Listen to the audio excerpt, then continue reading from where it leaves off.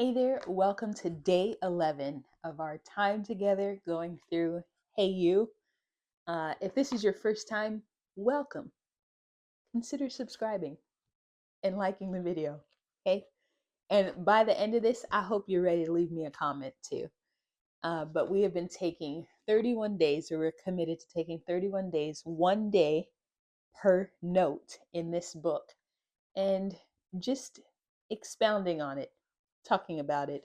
And there are different themes within the book that um, didn't fully get discussed or didn't fully get fleshed out when I wrote it.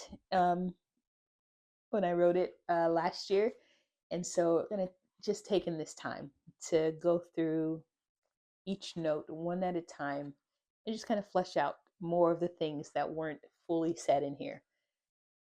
Yes, definitely going over some things that were said in here, but then just taking time to expound on it. So we are on day 11 today, and the title for day 11 says Hope and Expectation. The note says, Hey, you, do not leave room for disappointment in your heart or perspective. Always keep the option of hope and expectation in front of you, not devastation or disappointment. And kind of in line with this, when I uh, was going through a really tough season, I understood that I was like at the gate of a season, so at the entry point of a season where there was anger and frustration and disappointment and resentment and bitterness on one side, and then hope and expectation and joy were on the other side. And I understood that whoever I shook hands with, like whichever thing I decided to partner with at the start of the season, was who I had to walk with for that season. And while uh, while it doesn't mean that I wasn't still angry at times, or bitter, or resentful, or frustrated, I chose to walk with hope and expectation. Did I feel hope and expectation the whole time? No, I did not. And like, are there still times where it's like, I don't know? Absolutely.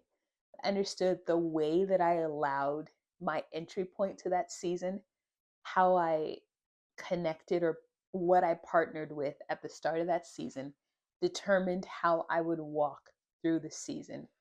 And so at my church right now, we're doing a course or a class uh, based on The Bait of Satan, the book by John Bevere.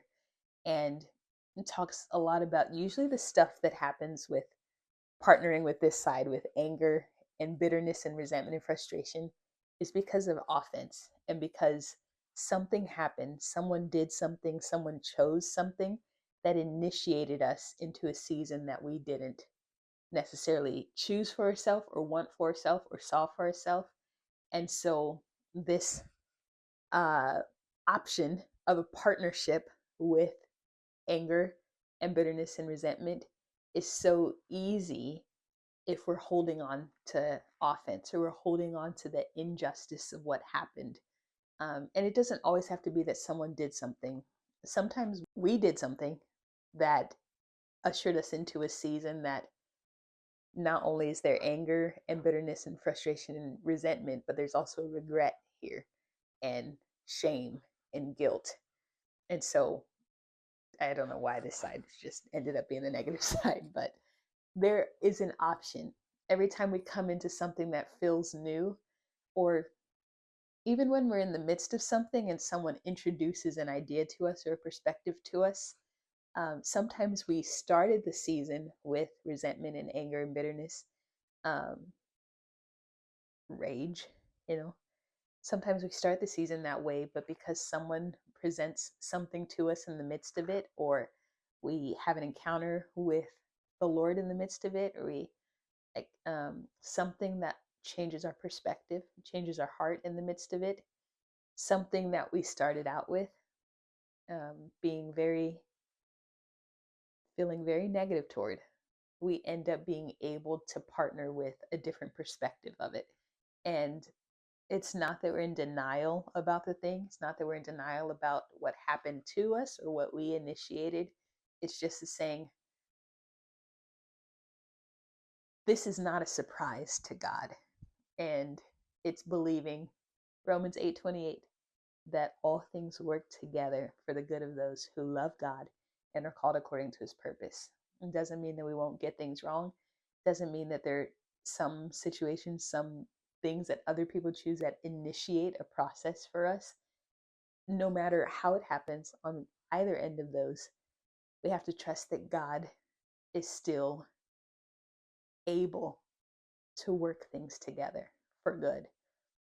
So whether you're at the start of a season and you have the choice, like there is the reality of what happened, there's the reality of what you're faced with or what the days ahead are going to look like or could look like, and you have the choice to shake hands with anger or resentment or bitterness, or you can shake hands with hope and expectation and joy. And even though it doesn't look like what you thought it would, like choosing that you're going to partner with hope and expectation. It's just, you can be disappointed and hopeful at the same time, but it's hard when you're holding disappointment and devastation in your heart, and your perspective is narrowed in on that and focused in on that. It's hard to also have hope and expectation. It's not that you won't experience the disappointment and even aspects of devastation, but when your focus is here on that, it's hard to accept anything else. So it's just an encouragement just to look at even the season that you're in. If you aren't necessarily in a new season, but it's a season that you've been in, feels like for a long time, just evaluate, like, did I shake hands with anger and frustration, bitterness and resentment at the start of this? Or was I hopeful and expectant that even though this didn't look like how I thought, like God will come through. He will make this good, even if it wasn't good and didn't look good, even if what I did wasn't good. Um, did you shake hands on this side? Did you shake hands with hope and expectation? And I know the enemy wants us to partner with his perspective because he has a very negative one. He's very negative. He isn't. He has a very negative one. But God's perspective, like Jeremiah 29:11, uh, there is a future and a hope and an expected end. And that's the promise that we can have when we shake hands with what God is doing or how he sees it, how he sees what's ahead. And again, it doesn't mean what happened was good. It doesn't mean that what you did was good to initiate the season, but we get to keep going, even with the imperfections of ourselves, imperfection of other people's choices and decisions, and just make a commitment to not harboring devastation and disappointment, not harboring it and narrowing in our focus and storing it in our heart, but making room for hope and expectation. So Proverbs 4:23 says, "Guard your heart above all else, for it determines the course of your life." So I'm just going to read this last paragraph. Well, it's a paragraph and a half. As I know it's not easy and can feel a lot like grief, but take the time every day to look at what has happened and what may be happening to you as objective information. So, objective is like it's outside of you. So, can you evaluate it as though you're not entwined in it without all the emotional response and all that? Can you look at this thing and evaluate it? You can hold it outside of you and choose the way it impacts who you are on the inside. If the only desired outcome is that you remain whole on the other side of what disappointed you, you've kept up a stamina that will help you go into the next thing. There are other hills to fight on, and if you're still here, God's not finished with his reach through you. keep going, and protect the perspective of your heart along the way. No, that's it for today. That's it. Um, whatever season you found yourself in, whether you initiated it or someone else did, um, choose wisely which feelings you are partnering with and choosing to walk through the season with. And know that even if you're in the midst of a season that you did choose anger and resentment and frustration and bitterness with at the start, it doesn't mean you can't shift and change your perspective and go after hope and expectation instead. So that's it for today. I'll see you tomorrow, where we're going to talk about capacity above context. See you then.